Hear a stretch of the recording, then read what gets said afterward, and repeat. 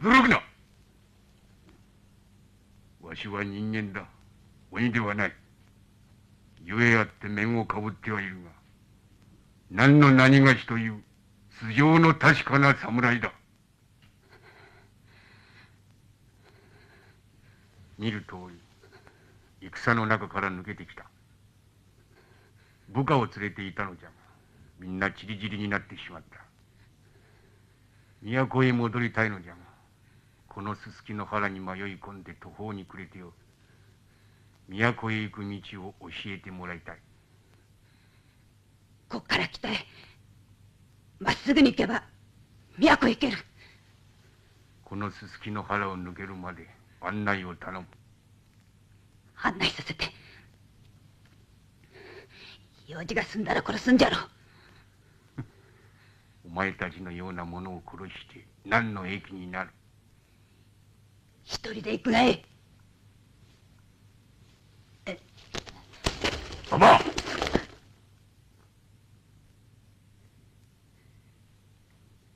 嫌か。案内する。案内するぞよ。The pod bay doors are open.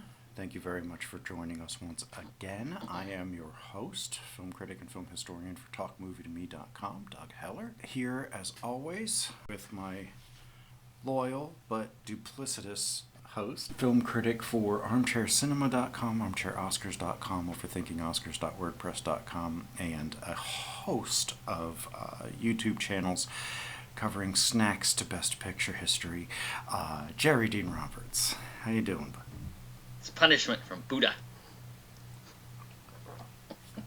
Today, my annual Japanese ghost story, or East Asian ghost story. I'm going Every freaking year. Be glad I didn't do my 2 trilogies this year. Yeah. We're doing Onibaba, which loosely translated means devil woman. And literally translated means demon hag. Yeah.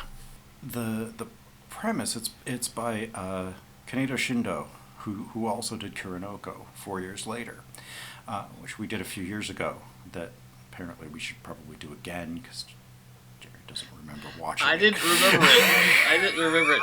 I told you, I said, look at our list of films. We've done like 500 movies, and I'm sorry, sometimes I watch these things once and I do forget about them. Oh yeah. I do too. Some of the ones that I've chosen, I forget that I've picked them. We have an unusual roster for Shocktober month this year, because none of them are technically horror movies. I mean, the Rocky Horror Picture Show is a musical, and a kinky musical, and The Dead Zone is a thriller, more or less, with supernatural elements. And then next week's film is more of a melodrama. Right, and this is folk horror drama more than anything. This is an hour and 45 minutes of people being miserable, and then all of a sudden a supernatural element just kind of flies in at the last few minutes. Yeah, pretty much. It's you're watching it for basically an hour and 20 minutes going, when is this going to start? And then the last 20 minutes going, holy crap. It started.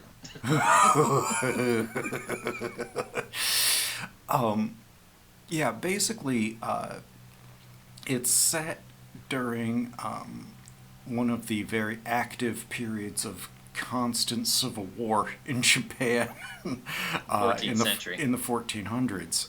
And so this poor woman and her daughter-in-law were farming. The son, and the husband, same person, got pulled off to war with his friend Hachi, and so their crops failed, and they have resorted to murdering wandering samurai and selling their equipment. And it should be noted, one of the great supporting characters in this movie is this very tall, waving, confusing maze of grass. Yeah. That is over their heads, and when you get out in it, you don't know which way you're going. Right, and there is a pit in the middle. And that's the opening of the movie. This is kind of a gateway, interdimensionally, to the spirit realm and all that. And it's also where they throw the bodies.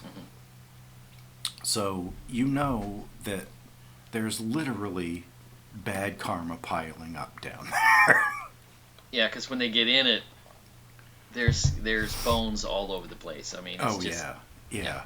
It's a pit of hell. Yeah, when she goes down there, I'm like, ooh, couldn't have paid me to get down there, but she wanted his armor. This is a film, and I find this fascinating. I'm always fascinated by movies about the periphery of war. Not directly in it, but you are in the splash zone, so to speak. Yeah, you're on the home front. You're on the home front. You're there. And you can hear it, and it's happening, and whatever happens directly affects you. Right. And it comes down to everything that you have is washed away, and you have to do whatever you can to survive. And in order to eat, they have to kill people. Yep. And you can't blame them because there are no other options. No, they're literally that's what they have to do. And then Hachi comes back Crazed. without Kichi. And I mean, immediately, he's been away for maybe a few years. So he's horned up and ready to go. But I would like to say that pretty much every period Japanese samurai story does not ever paint a very good picture of Japanese men of the time. No, it does not. Almost every one of them has rape involved. Yeah. And I have to commend them for not having it here. Yeah. He actually waits for her to consent. Which, they're DTF. I mean, they're... Oh, yeah. And they do several times. Yeah. And the mother-in-law knows. And she's not happy because this girl's all she has now, and she needs help. She can't do what they're doing alone. And so she kind of starts planting the seeds that what the girl's doing is wrong, and that there will be retribution. Yeah. And then this guy comes into their hut after the daughter-in-law's run off to Hachi, not knowing that he's just been stabbed. Yeah. He has the most ignoble end. He has nothing to do with the supernatural part at all. Somebody breaks into his hut, he goes home, and they stab him with a spear, and he's dead. And she's running to him. This guy is this mask on, and he's like, I have the most handsome face, and I had to cover it up. And he's making all these excuses. He didn't want it to get scarred in battle. Right. So, but he's leaving this on, and she's like, "You're not in battle now. Take it off." And he's like, "Well, I can't because you'll faint from the sight of it." Because, that's not why. No, he cannot take the mask off. I do not know if he was human and it was a demon mask, or if he was a demon. It was a demon mask because the same thing happened to her. Well, yeah, I knew that it transferred over to her, but I don't know if he was originally a human or if he came up from the pit, But he died, and she was able to strip him, so I assume that he just was stupid and put the mask on and couldn't take it off. Well, here's the thing. Is everything that happens in this movie up until that point is real. It's all ground-based. Everything is happening. It roots you in an everyday life. Yeah. and every day of their life, from them having to kill to eat, to trying to sleep in the sweltering heat. You know. Oh God, those scenes where they're laying on first of all, they're laying on beds of bamboo, and they've got their shirts pulled down, and you can see the sweat. Yeah. And it's just, it's. You can feel. Yeah. How oppressively humid and hot it is. Yeah. Yeah. Through the television screen. No doubt about it. It's, well, and the cinematography in this is amazing too, because it's always, it's dark, it's dingy. There's never a bright day. No, even when the sun is shining very brightly, it's not. And it's very tricky. I want to say this. It's very tricky because the way this mask looks, and this is really interesting, the way the black and white cinematography, you never get this in color, the way the black and white cinematography, the way this film is lit, the mask almost seems to have an expression. It does, and it almost looks like the mouth is moving. And the eyes are moving. And the eyes. But like you can kind of see pupils when somebody's wearing the mask, but not really. But it still looks like it's looking around. And you can see the bottom of their jaw moving when they're talking. Right. But it's like an underbite kind of mask, and it looks like it's actually talking. And that's all because of the lighting. Yeah, it takes on its own persona. It's just creepy. It is just creepy. And it does not come in until the last 20 minutes of the movie. Yeah. It's like all of a sudden this warrior shows up. He tries to trick her into thinking he is supernatural, which I don't think he is. I think the mask is, but I don't think he is. You're right. She tricks him into running through the weeds. And right. He wants her jumps over the hole. Right. He wants her to lead him out of the grass because he's trying to get home, he says, and he wants her to lead him out. Yeah. And she falls in the hole. He falls in the hole and dies. And she goes in after him. And it's all to take his armor, so that, because what they're doing is they're killing people and then taking their stuff and trying to sell it to the merchant. Because she wants the armor. She knows all of that stuff was expensive. They're gonna get a good bit of money off of it, and she wants to see his face. Yeah. And then we find out. But it takes work to get this mask off, and she tries to trick the younger woman into. She tries to trick this younger woman into thinking that she is the demon spirit. But she gets the guy to go. She chases him through the woods because he wants her to get out of the weeds. He wants her to lead him out of the weeds. And as they're running, she jumps over the hole. He goes in it. And then she climbs down in it. He's dead. And there are all the bones of all the people they've thrown in there. He is dying. He is dying. And there's all the bones of all the people that they've thrown in there. Oof, it's horrifying. And she takes his armor, because they take the armor and they sell it to a local merchant. Or try to. For food. And she tries to get the mask off, which takes some work. Yeah, like it glued won't come on off of him. Yeah. And she pulls it off, only to realize that it's messed up his face. Mm-hmm. And she decides that she's going to take the mask and scare the shit out of the daughter-in-law. Right. So her whole thing is like, okay, she got this rich guy. She talked about him. She like, the daughter-in-law knows.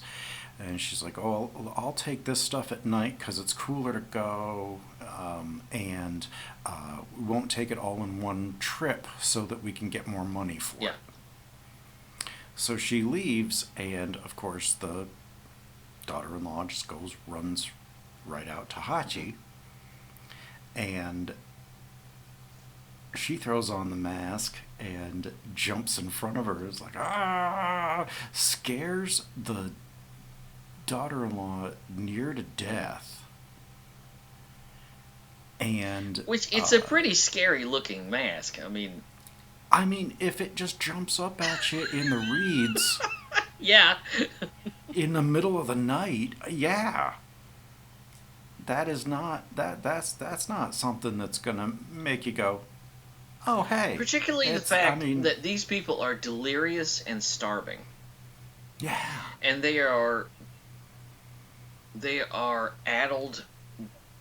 Their minds are really, what's the word I'm looking for? They have battle fatigue. Yeah, basically, they're shell shocked. They're shell shocked from even being in the periphery of war. They're shell shocked, and so seeing something like this, they're dealing with the grief of actually having lost son and husband. Yeah. And there is something about when your brain is so stressed and so fatigued like this, or that you are starving, you start seeing things. You start seeing visions and images, and maybe that's what she thinks she's seeing. Maybe it's the starvation. And she tries to trick her, but then she realizes after a giant rainstorm, after she has sex in the rain with Hachi, the mother-in-law realizes she can't get the mask off. Right, because this is like the third or fourth time now that she's put it on, and it seems that you can take it off if you only wear it like once or twice, but if you keep going back to it and keep putting it on, it begins to claim you. But it only happened when it rained. Well, we only saw it when it rained. We don't know if that's what really did it or if that was just her assuming. I think it was the supernatural properties that adhered itself to her after she applied it too many times. Yeah. That was my interpretation of it. That it didn't. The rain was just her practical way of understanding it. Yeah. It like gee, how'd this fire start? God must have done it. Because God did it. So, or whenever you see something like that, a wizard did it. Yeah, basically, yeah, whatever. So, the rain did it. Yeah. Okay, sure. Yeah, not that it's a devil, like it's an actual devil mask. Not. But I want to ask you this though, is because by the time you get to the end of this movie, everything has been so grounded. Everything has been so to the earth. Everything has been taking place in our terra firma. That this comes along in your brain as you're watching it, you're looking for a logical explanation to this. Because you're thinking, okay, I'm not in a supernatural environment. I'm not in a fantasy world. Which this would be easier to take if you were, but Yet at the beginning, it basically tells you that is a part of it. Yeah. Because that pit is like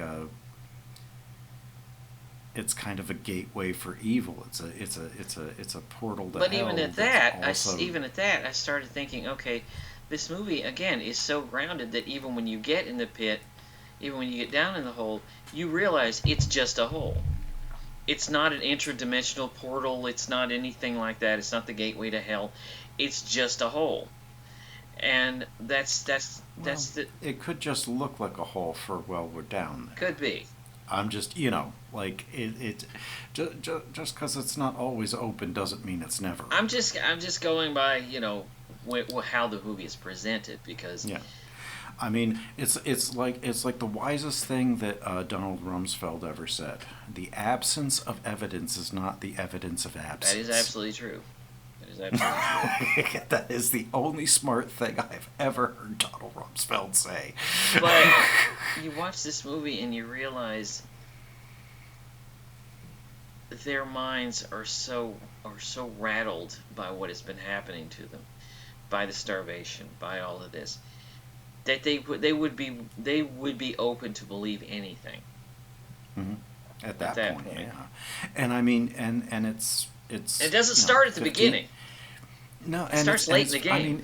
I mean, it's 15th century Japan with people who, I mean, not just have never read a book, but have never even, like, they've been told stories, but these are very uneducated, superstitious people. Right. In a very uneducated, superstitious time. And that wasn't just Japan, that's in every culture. That's everywhere at that point in the 1400s. Basically any time before, like, the 1850s. Well, no, I mean, you think about people were like that in the Civil War. Mm-hmm. Because your circumstances are so turned upside down, and the world that the world as you understand it is completely meaningless because everything is turned upside down because people are dying all around you. You could remake this as an American Civil War. You could because nobody would sit for it now. Yeah. But you could do that. But you could. The more things change, the more they stay the same. Is that you get into that space where everything you know is no longer valid, everything you have is no longer valid. You are having to do things that in your mind would have been abhorrent when you weren't in those circumstances. Mm-hmm. And now it's just a matter of course. Yeah. And when the outrageous becomes normal. Yeah. When things that you would never have considered before become the everyday norm, and that is what these people are going through.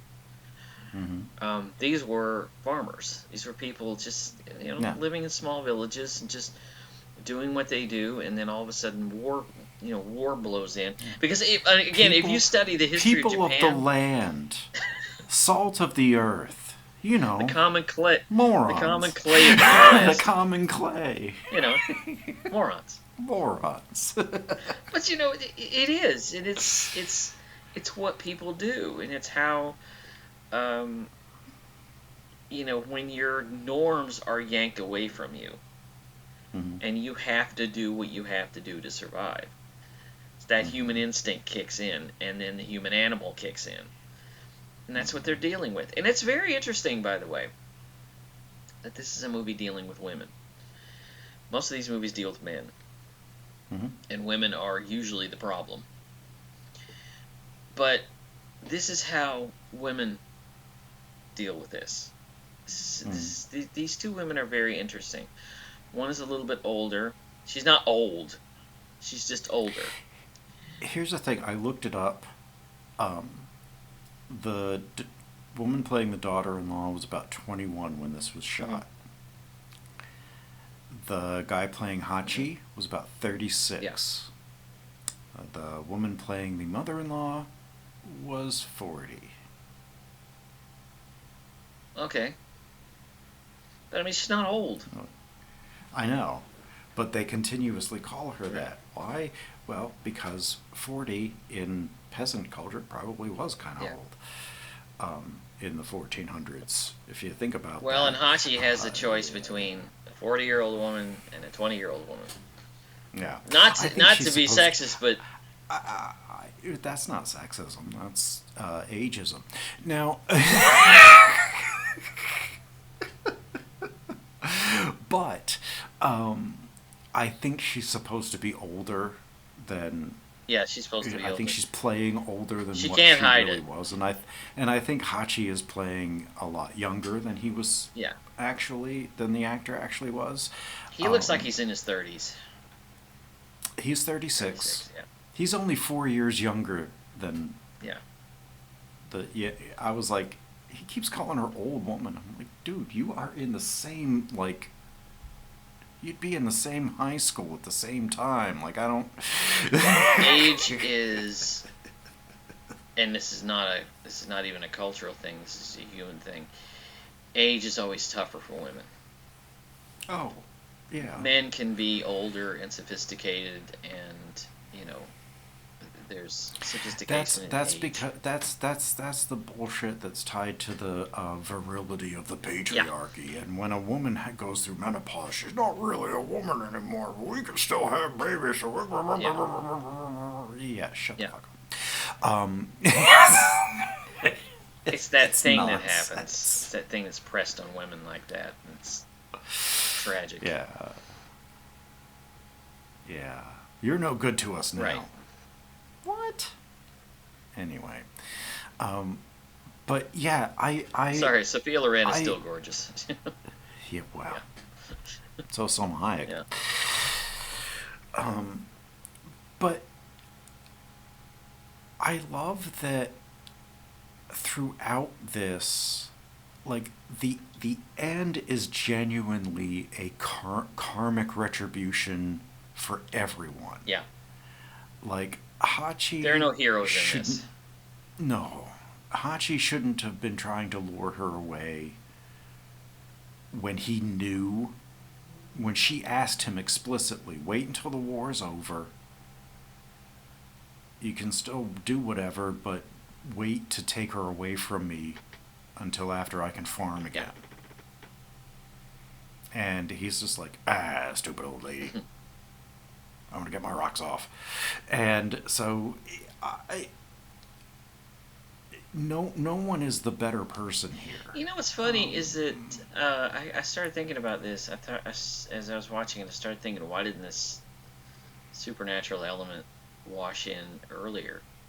But then I started thinking, I'm so grounded in what's going on, in the reality of what's going on, that probably by the time you get there, you could have probably done without the supernatural element at all. Well, yeah, I mean, for me, most of the horror is their nonchalant murder. Because there's nothing more horrible than what human beings do to each other. No. And this supernatural ending kind of reinforces how awful they were for the other 80 minutes of the movie. Right. And, no one takes anybody else's feelings into consideration. Nobody takes anybody's... There's no pity. There's no pity. There's not even an acknowledgement that somebody might know something somebody else doesn't. Things are so bad, and things are so ugly, and things are so painfully down to nothing that whatever humanity and whatever human feeling, whatever human thought, whatever human action they could have taken is gone because they're starving to death. Mm-hmm. And it's that survival instinct that kicks in. Yeah. And they're not horrible people. They're impossible. They're normal people in an impossible situation. Yes. And they have had to sacrifice their humanity to preserve their life. They had to sacrifice their humanity to remain human, which doesn't. Which, really... by the way, kids, if you actually study even a rudimentary study of Japanese history, they fought a lot.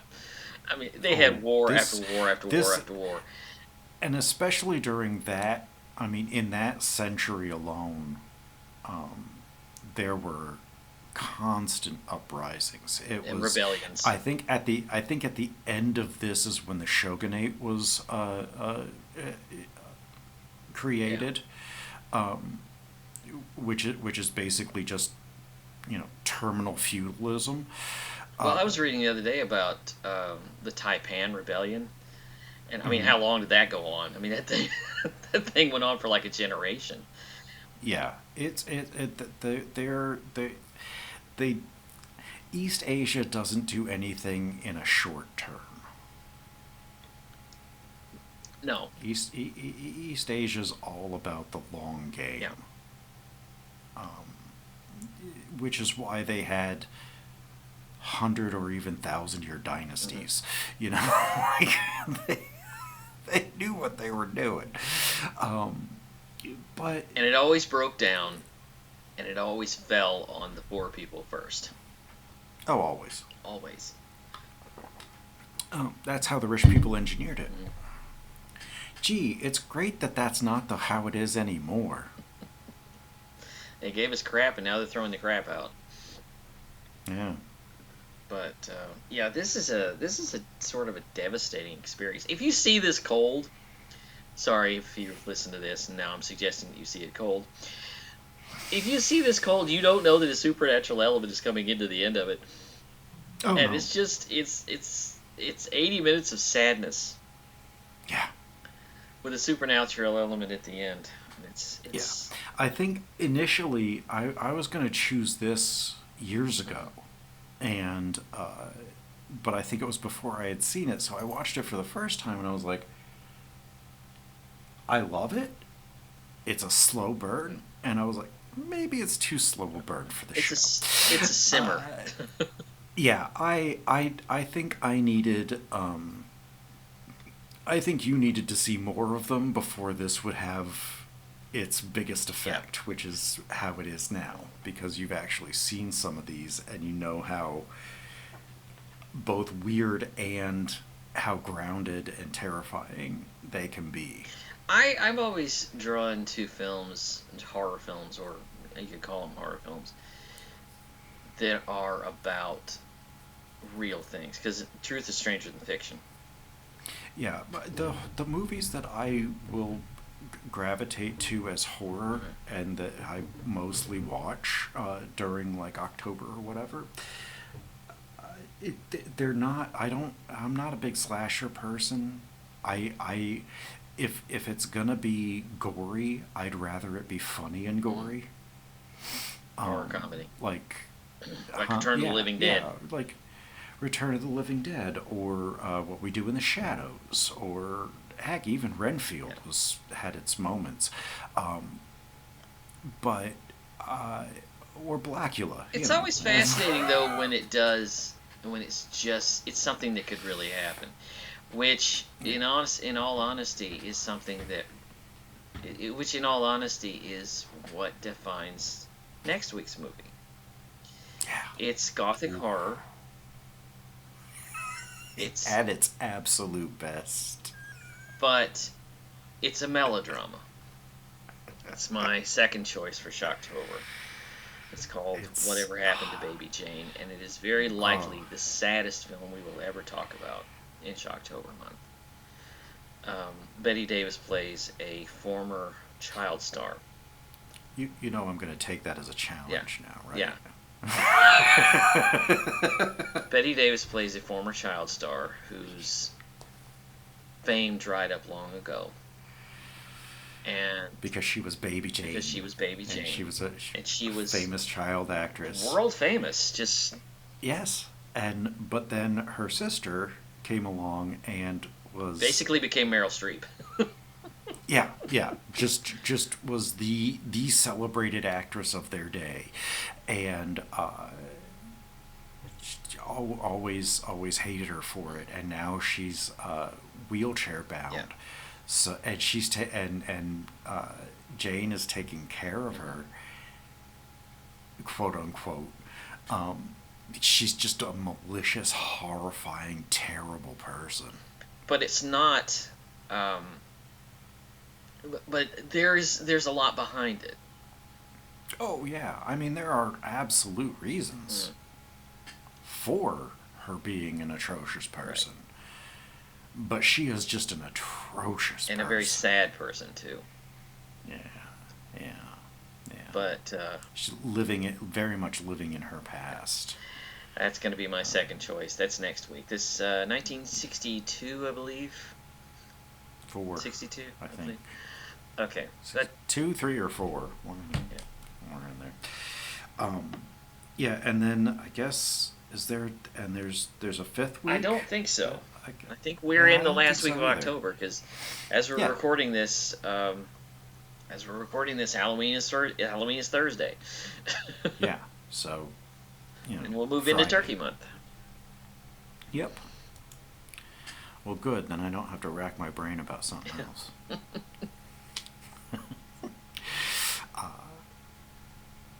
Yeah, so, yeah, I'm looking forward to talking about that because I thought we already had. We're going to do this, and I'm going to go back through our archives and I'm going to well, shit, we already did it. See, that's what I do before I pick things. But everybody has their own process. Yeah. That, I think, wraps it up here for us. Next time you hear us, we're doing, again, like we said, whatever happened to Baby Jane. And then we're going to kick into Turkey Month, and we'll reveal those next time. We thank you and appreciate you listening to us all the way through here. You can hit that like, subscribe, and notifications buttons. Right now we don't have any socials, so we're right here on YouTube. Tell your friends about us if you like us, and as I always say, tell your enemies if you hate us. Just spread the word. Anything that helps. We thank you very much again for listening, and the pod bay doors are now closed.